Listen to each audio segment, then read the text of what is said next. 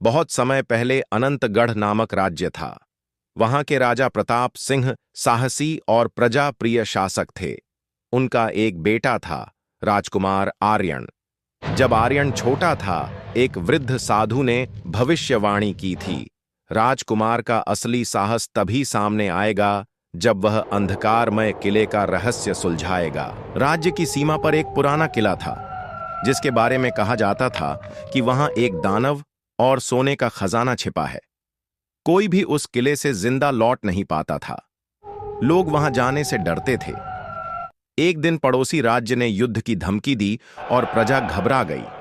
तभी समाचार मिला कि उस किले में छिपा खजाना राज्य की रक्षा कर सकता है।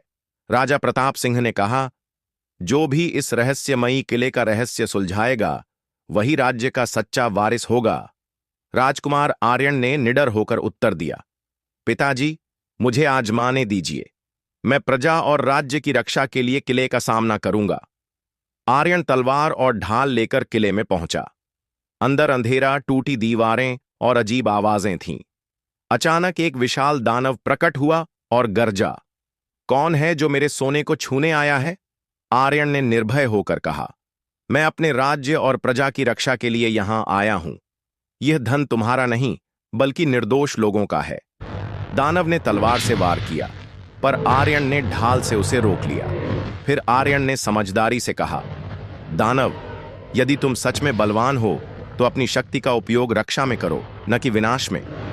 दानव कुछ देर चुप रहा और अचानक उसका रूप बदल गया। वह असल में एक श्रापित सैनिक था, जिसे लालच और क्रोध के कारण राक्षस बना दिया गया था।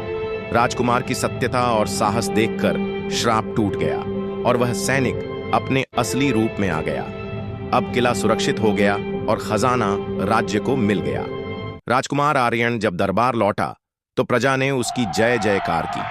राजा प्रताप सिंह ने घोषणा की, आज से आर्यन न केवल मेरा पुत्र, बल्कि इस राज्य का भावी शासक भी है। शिक्षा 1।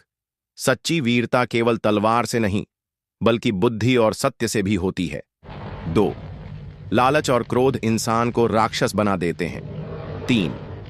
जो शासक प्रजा के लिए अपना सब कुछ दांव पर लगा दे, वही सच्चा नेता कहलाता है।